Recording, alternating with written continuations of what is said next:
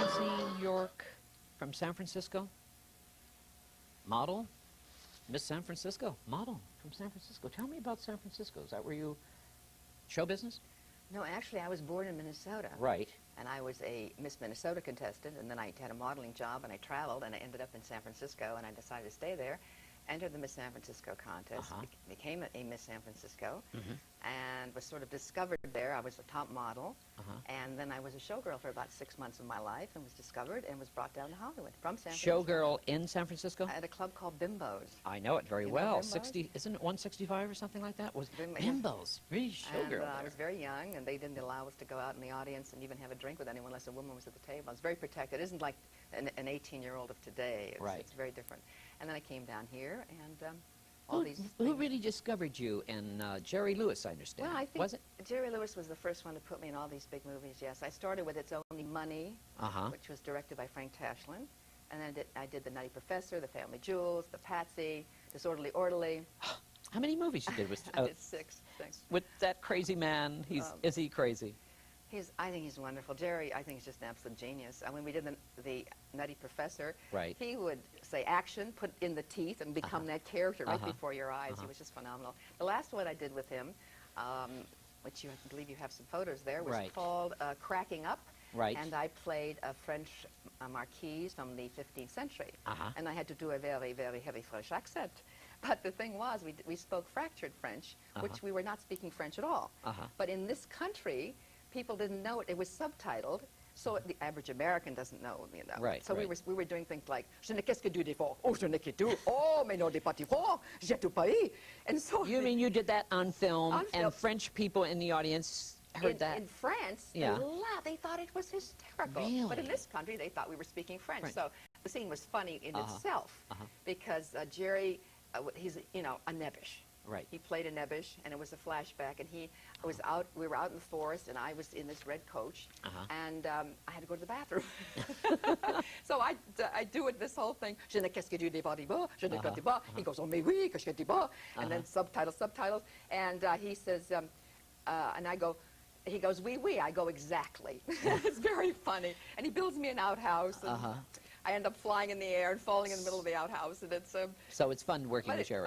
You became very good friends. I keep getting those marvelous residuals from that. I bless that man all the time. I said, thank you, Jerry, because I keep coming in. Francine York, Bedtime. What a movie that was. With David Niven, Marlon Brando. Marlon Brando, yes. It was one of my really, I think, most exciting times, because there I had, and it was, when I was a child living in Minnesota, I would go to movies to see Marlon Brando. I mean, David Niven and Wuthering Heights. Here I am with Marlon Brando on one side and David on the other. Look at this. This is Marlon and you.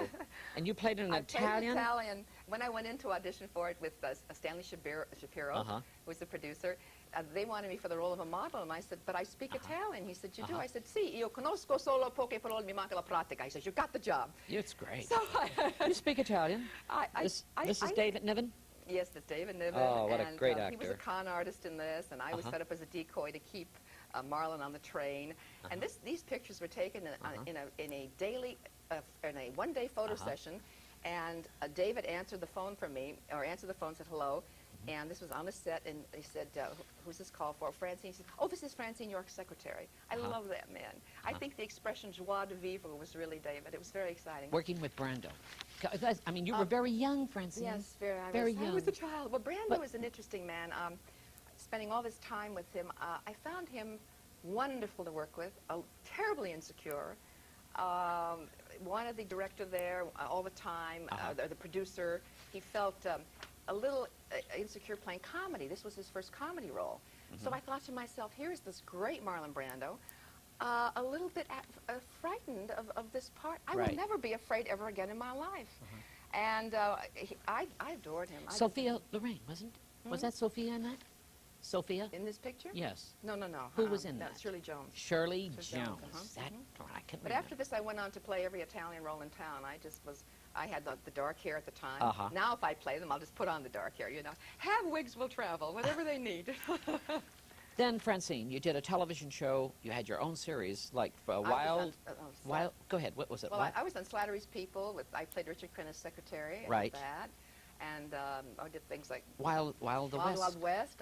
Yes, I was the guest star on that. I played a doctor at Alcatraz. And it was an interesting story. You know, Robert Conrad is not too tall. No. So this was the second to the last show. And when the director called me and he says, you know, he says, you're very, very tall. He says, I don't know.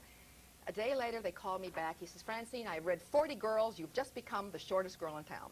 Because they needed authority. There's one thing I can do is boss everybody around very well. Authority. I got the part. So he walked on the holes, or I walked on the holes, he walked on the hills, and nobody knew that there was a height difference because he could carry it this way. And Bob said to me, why didn't they ever hire you before? I said, oh my God, why not? Second to the last show, you know, but I think they were trying to protect their star.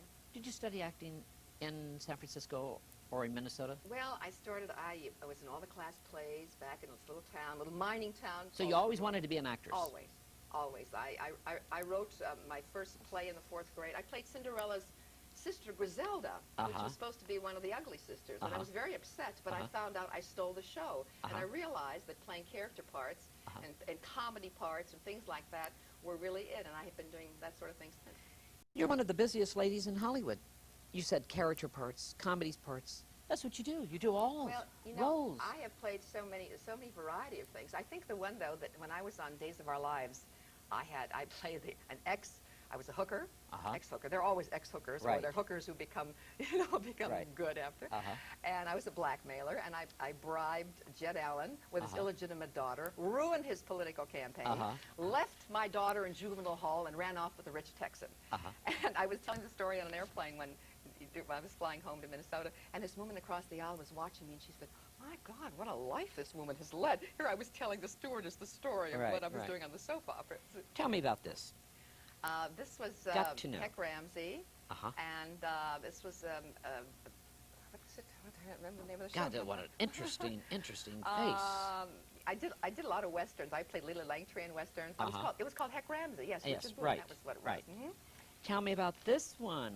Look how beautiful. That's the Wild Wild West. You can see on there that we're really not, I don't look any taller than him. Francine, tell me. That's Mr. Belvedere. You're just on it. Yes, I had a reoccurring part last year, and I kind of did the whole thing with a Brooklyn accent. And this next picture right there, this is the boy that I tried to seduce in the backseat of my car. My first line was, so I says to my ex, I says, Lou, the minute the ink is dry in the divorce papers, I'm going to jump the first set of young bones that gets in my way, and that's you, sweet cheeks. And so this is a sweet cheeks. I was drinking champagne out of my shoe while trying to seduce him in the backseat of the limo, and that ain't easy to do, I got to tell you. I love your characters. You do so many accents. My God. So many accents. Yeah. How about this? This show is running constantly. Mama. I have to tell you, everybody calls. I played Grandma Francine. Right. And she says, well, if she's a grandma, I'm Vanna White. And I end up winning this beauty contest for all the grandmas, Grandma USA. Right. It's very exciting. But this is the space thing.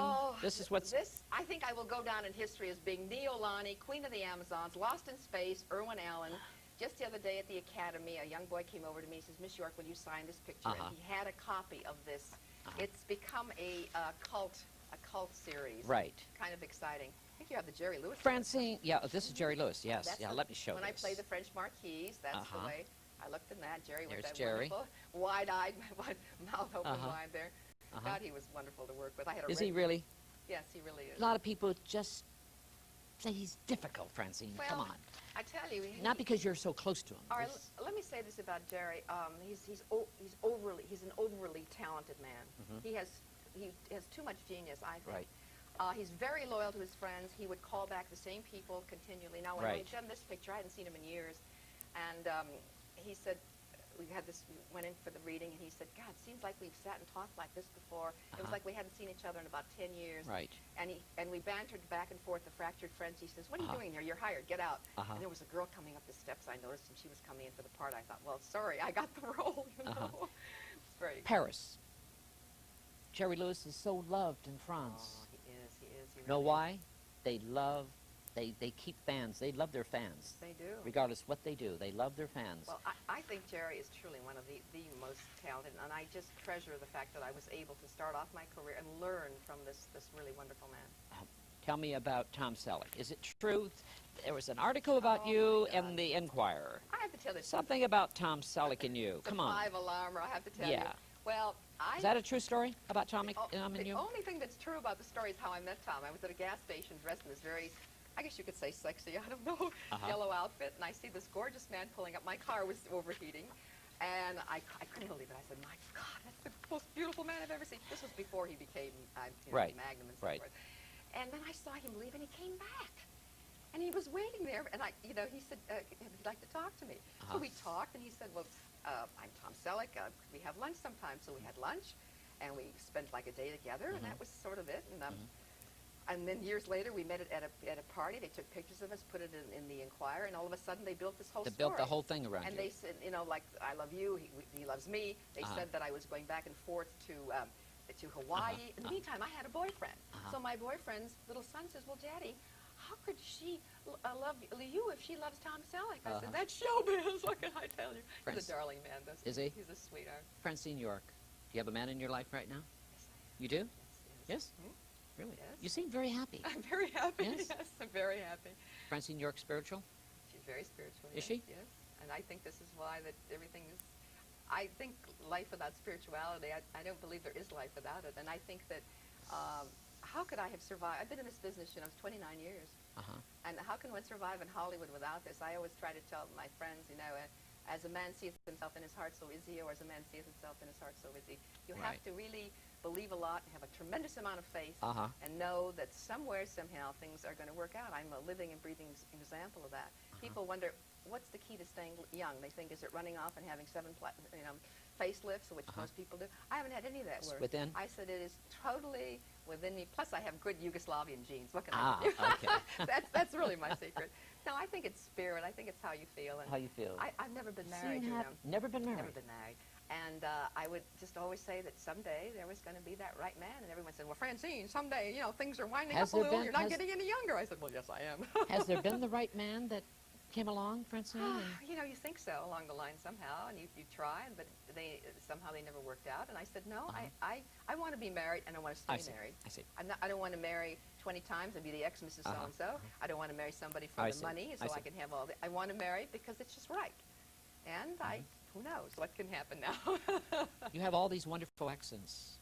Now you're doing something, a one-woman show of Gretchen. A German lady, a German lady. Tell me about this. Well, I was on a plane going home to Minnesota to visit my parents last year, and I sat down with this woman named Gretchen Kraus. Right. And she told me her story. It was very interesting.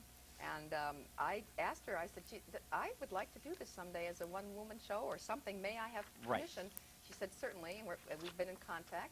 And what it is, can I do just a little bit of it? Please, I'd love to. Love to see it. My name is... She's being interrogated. Right. My name is Gretchen Kraus. I was married to an SS officer, and one day he wants me to go to Auschwitz. They were going to have a special kind of a reunion for the wives and to show them everything. So we go and we have the champagne, the drinks, and they take us into this big room. And in this room, there is all the jewelry and all the things that they took from the prisoners. My husband, he said to me, go, take. And I stand there, I don't want to touch it. I could see the eyes of the prisoners as I walk into the camp, and the big eyes and the bodies, they were so skinny, they were looking at me. I could see nothing but the bones. So my husband, he pushed me into the pile. And my hand, she go on top. And I look, and it was a skull with the gold teeth inside. I was crying, and my husband, he said to me, he said, don't cry, everybody is going to see you cry, and I could not help what he was doing. So after this, my husband, he come home, and he wanted to make love to me. I could not go near him. In the meantime, I met before this an American officer, and he fell in love with me, and he was him, but I was married. So my husband, he died. He get crushed by a tank. So I want to marry Frank. I go to the Americans, and there was a lot of things happening. But even now, sometimes in the nighttime, I cry because I could not believe that this husband I was married to for so many years was this terrible man. So that is what happened. But we have peace in Berlin today, Francine, because right now we have a gentleman who is a photographer, an entrepreneur. He just came back from Berlin, and he brought the writings on the wall. A wonderful photographer who took pictures, actual pictures, of the Berlin Wall being chipped away of that evening. Terry Tillman, tell me about that evening of that wonderful, exciting chipping on the walls. The emotion I experienced from that was very much like what I was experiencing sitting next to Francine. Right. I get why you're a successful actress. I mean, I don't know, could you feel Yes, the yes, energy very that much comes so. present when- Very much so. Beautiful job. But And tell the me... emotion of that moment Right. when the wall opened up was, well, first of all, it was very emotional. Right. And it was an emotion that it wasn't just it was beyond emotion to me. You were talking about spirit. To me, it was a spirit that came present. Right. And maybe it was the completion of what, 50 years ago, the Holocaust. Maybe it was the end of that. I tend to believe it was. Indescribable. What you saw on television, I don't think was, while it was good, it wasn't something that could replace being there. It was like the family of man reuniting. I met maybe 20 people, 20 different representatives from 20 different countries, who were together as if they were long-lost relatives, in joy and celebration. Not like a cocktail party with champagne, although it was like the cocktail party without champagne. I like to show this. This is what you're trying to tell me. That was very typical. Is that what you're trying to tell me? This picture is an East and West German, East and West Berliner. Didn't know each other. And yet, they didn't even know each other. Didn't know. Isn't that strangers, exciting? And yet, do they look strange? Do they look estranged there? Not at all. But actually, you put your camera, you took your camera there, and you start taking pictures. I did. Were you there for that reason, to take pictures, or just you happened to be there? I was there for that reason. For that reason? Yeah, the idea, and it was an inspiration, showed up about a year and a half before the wall opened up, when I first visited the wall. Right. I was very struck by the writings on the wall. That's the name of the book. The writings on the wall is the book. It's great. Look at this.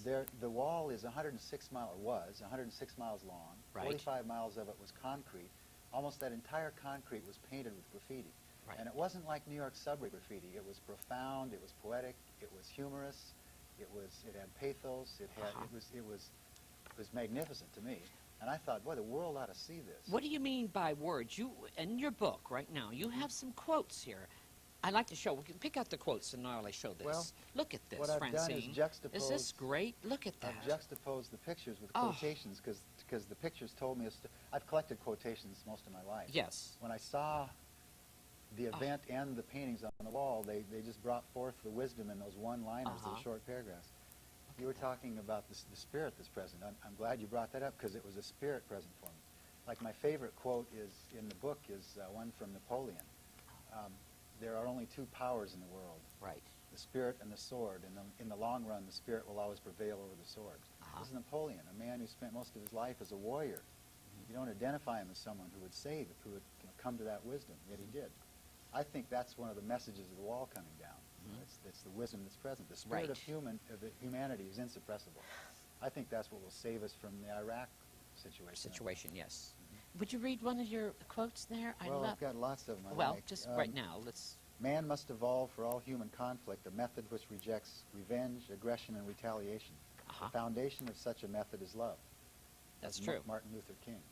That's great. What I found as I was researching the quotes and as I've collected them is that great teachers, great leaders have all said pretty consistently the same sort of thing. The messages are pretty basic and consistent. That's one of them. Another message that showed up repeatedly through teachings through the eons is if each man sweep before his own door, then the entire street would be clean.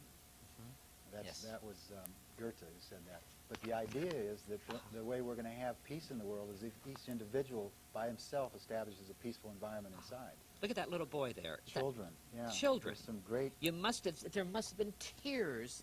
You must have seen a lot of tears in their eyes. I experienced a lot of tears in my eyes. Did you really? And I saw a lot of them, of course, too. it was a very moving experience. The older people. Tell me about the older people. Well, some of those are in here too. Yeah, but older people must have been great for them, right? It was marvelous. I've got one sequence of pictures where there's a man with a briefcase coming on his way home from work to chop down a piece of the wall. And it's still this way a little bit today, even over a year later. As you approach the wall, before you'd even see it, you would hear the sound of the chipping. Then you'd see these thousands of people chipping away at the wall. I think both to... Actual thousands. Thousands. Well, probably tens of thousands. I mean, there was a mob present. I rode a bicycle along maybe 35 miles of it, and for 20 of those 35 miles, there were crowds of people. And how long were you there?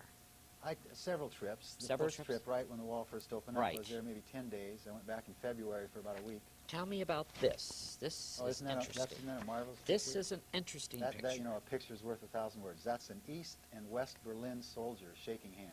Oh, isn't that? Yeah. Gave me chills. And the quote next to it says, "From where the sun now stands, I will fight no more forever." Oh, that was Chief Joseph. And that's wonderful. Associated with nonviolence. Look at this, the celebration of Berlin. This is beautiful. That's what it was. That's on the cover of the book also. Oh, yes. Fireworks. It was the food This is a beautiful book. It's called Written... The Writings on the Wall. The Writings on the Wall. Double entendre. Both because it predicted the fall of the wall. The writing predicted this. And also what's written on the wall is worth looking at. But you're a singer. You started as a... But you're actually from Oregon, are you? Well, I grew up in Oregon. I was actually born in Hollywood, California. Really? Yeah. One of the few probably was. So you were with the New Christy Minstrels. Yes. You're the original New Christy Minstrels singer. I was one of the very first 11 New Christy Minstrels. A group started by Randy Sparks, and people still remember the group. How did that group start? I mean, that's Randy an interesting started it group. with an idea. This was in the early 60s, 1961. Right. And that was, as you might remember, that was an era when folk music was very popular. Yes. Peter, Paul, and Mary, the Kingston Trio, the Linelighters. And I was singing in a group called the Fairmount Singers. Randy was our mentor, kind of our manager. And he had this idea. He wanted to put a group together, a large group of smaller groups. He had a group called the Randy Sparks Three. Originally, there was a group called the Travelers Three, and these three groups got together. Then the Travelers Three left, and Art and Paul, another group, came together. And it was a group of groups, and at the time, we thought the idea was absurd. You know? I mean, 4 of us in a group were struggling, doing pretty well, but not that well. We didn't think 11 people could even fit on a stage, let alone make a living doing it. They were... So you toured all over the world with this group? Yeah. Entertaining all over? I've traveled most of my life. Did you enjoy that? Did you? I really did. I loved it. And then what happened I have a little regret. I dropped out of college to be part of this singing experience. And I had a lot of family pressure to return to college. I see. And I gave in to the pressure. Photography. I regretted that. What happened to... How did that Where'd happen? that all happen? Well, originally when I went to Berlin with the idea of the book, I was bringing a professional photographer with me. I'm not a professional photographer. Oh, okay. And 2 hours before the plane flight over there, literally, he decided not to go. I've taken pictures, and I was a photographer in the high school annual. You know, it was about the limit of my professional experience. I know a little bit about it, but it's not how I make a living. But you decided before you got on that plane, you were going to make a book about it. I had, it was a vision, you know. I see.